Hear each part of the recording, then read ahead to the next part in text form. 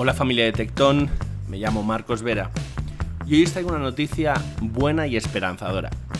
Acabo de leer en la web de cope.es este titular. Una joven asegura haber recuperado la visión en Fátima. Cuando he abierto los ojos, veía. Se trata de una joven madrileña participante de la JMJ y dice que el milagro sucedió después de comulgar. La joven tiene 16 años. Según cuenta, hace ya más de 2 años sufrió una pérdida de visión a causa de un problema de miopía, hasta quedarse solo con un 5% de visión. No podía usar el móvil, todo a través de audios. La joven decidió rezar una novena a la Virgen de las Nieves, cuya festividad se celebra el 5 de agosto. Llevamos rezando por esto un montón de tiempo, y como justo coincidía con la JMJ, le pedimos a todos los jóvenes que pidieran por mi curación. Y hoy, después de comulgar, veo perfectamente. No sé cómo explicarlo. La Eucaristía se ha celebrado tras el rezo del rosario del Papa Francisco en Fátima. Este milagro que le ha sucedido a esta joven me ha hecho reflexionar y me gustaría compartirles mi reflexión. Puedo estar equivocado y estaría muy agradecido que me corrigieran si consideran mi reflexión errónea. Pero antes de empezar la JMJ, el máximo responsable del evento, Monseñor Américo Aguiar, que pronto será creado cardenal, afirmó: «Nosotros no queremos convertir a los jóvenes a Cristo, ni a la Iglesia Católica, ni a nada de eso, en lo absoluto». Estas palabras personalmente me disgustaron mucho, porque no entendía cómo un obispo católico podía afirmar tal cosa. También se ha hablado del problema de los copones para repartir la Eucaristía durante la Santa Misa con peregrinos españoles. Unos supuestos copones que fueron comprados en Ikea, que todavía tenían la etiqueta del establecimiento y que servían para poner aceitunas o papas fritas. Y a muchos nos causó dolor ver cómo se trataba a Jesús en la Eucaristía, poniéndolo en un bol para papas. Ciertamente no podemos dejar de olvidar los conciertos mundanos que se organizaron para la JMJ, unos conciertos que no movían el espíritu al amor de Dios, sino más bien lo alejaban de él. También el tema de la misa LGBT que comentamos ayer y que les dejo por aquí el enlace para que puedan ver el vídeo. Estas 4 cuestiones que salieron mal en la JMJ nos recuerda 4 crisis que está sufriendo la Iglesia Católica. Primero, una crisis vocacional y sacerdotal. Crisis primero porque cada vez hay menos sacerdotes, y hay menos sacerdotes porque el ministerio sacerdotal ha sido diluido con otras cuestiones que han hecho desaparecer a la vista de los fieles católicos cuál es realmente el ministerio del sacerdote. No sabemos si los sacerdotes están llamados a ser una ONG, no sabemos si los sacerdotes simplemente son uno más dentro de los fieles, etc. Es decir, una crisis de identidad sacerdotal. Crisis, segundo, porque el sacerdote carece de la formación intelectual necesaria en muchas ocasiones para afrontar la profundidad que requiere su ministerio. En segundo lugar, una crisis litúrgica.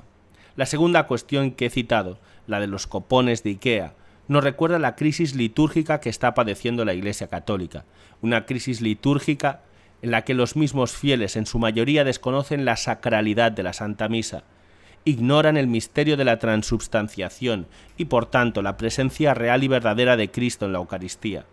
Y esta crisis no parece solo referida a los fieles, sino que es parte de la crisis sacerdotal que mencionábamos antes, puesto que los mismos ministros del altar parecen ignorar la sacralidad de los santos misterios. En tercer lugar, una crisis moral. Los conciertos en plan discoteca que hemos podido ver en la JMJ nos recuerdan una profunda crisis moral, donde el democratismo parece haberse convertido en el fundamento de la moral. Parecen decir, si la mayoría lo hace, eso significa que es bueno. El principio de la moral que afirma hay que hacer el bien y evitar el mal parece que viene dirigido por el sentimiento de la mayoría, y esto provoca en ocasiones que el bien sea llamado mal y que el mal sea llamado bien. Y además deja claras una crisis más profunda, que es la de la verdad, una crisis ontológica, del ser. En cuarto lugar, una crisis sexual. Finalmente, la misa LGBT, que se celebró el 3 de agosto, o incluso las predicaciones del jesuita James Martin, nos hablan de la cuarta crisis, que podría ser una parte de la crisis moral. Me refiero a la crisis sexual. Existe una gran confusión en la identidad sexual, incluso dentro de la Iglesia. Vemos como el lobby LGBT ha entrado en el corazón y en el entendimiento de muchos fieles y de sacerdotes, obispos y cardenales. Y pienso que es injusto señalar a la JMJ como la culpable de estas crisis. Estas crisis ya estaban antes. Lo que ha hecho la JMJ es quizá sacarlas a relucir. Pero dentro de estas crisis, de repente un signo de esperanza. Una joven que no veía, ahora ve. Una chica ciega recupera la vista. Un llamado a la esperanza, porque dentro de toda esta crisis, Dios sigue siendo Señor de todo. Dios sigue teniendo el control de todo. Y esto nos habla de esperanza, porque quizá la situación del mundo actual y de la Iglesia no tiene remedio humano, y hace falta una intervención divina. Pero es que esa intervención divina ya se está dando. Nos lo recuerda esta joven que ha recuperado la vista en la JMJ. Estoy seguro que muchos milagros se habrán dado en estas jornadas, porque Dios sigue teniendo el control. Milagros de conversión a la fe católica de muchos jóvenes, la presencia y el discernimiento de santos y sabios sacerdotes habrá orientado a muchas almas hacia la fe católica. Podemos negar la existencia de estas y otras crisis en nuestra madre la Iglesia, pero negarlas no ayuda.